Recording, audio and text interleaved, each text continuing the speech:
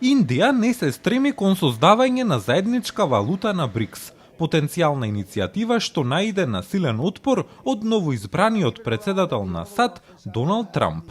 Тој се закани со царини од 100% за производите од деветчлениот блок БРИКС, доколку го замени американскиот долар со друга валута или поддржи алтернатива на зелената банкнота. Аналитичарите велат дека недовербата и разликите меѓу главните членки на БРИКС, како што се Индија и Кина, се огромен камен на сопнување во движењето напред со заедничка валута. India is not supportive of this. Индија не ја поддржува оваа конкретна иницијатива. Секоја заедничка валута нема да помогне никому, само доминантните земји како Кина на крајот ќе диктираат. Значи многу е тешко да се развие консензус за да се има заедничка валута.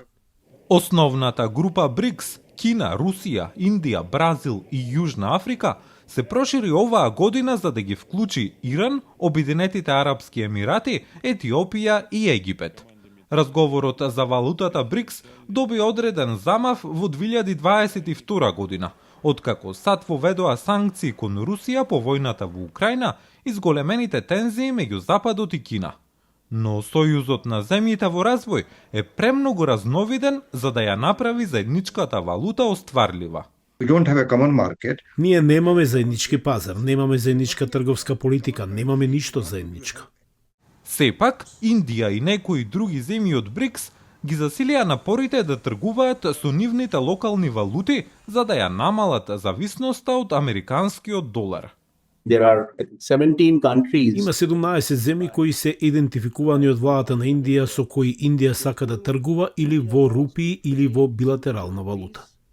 Тие земји ја вклучуваат и Русија. Нью Делхи, кој не се приклучи на санкциите на САД, го плаќа својот огромен увоз на нафта од Москва во рупии. Но трговијата со рупии исто така представува проблем. India runs a huge trade. Индија има огромен трговски дефицит во однос на Русија, што значи дека кога Индија купува многу нафта и плаќа во рупии, Русија не знае што да прави со залихите на рупии што ги има сега.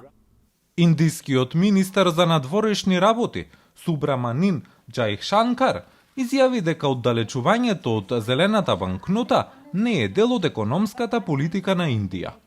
Тоа, велат аналитичарите, е затоа што стратешките интереси на Индија генерално се усогласени со САД.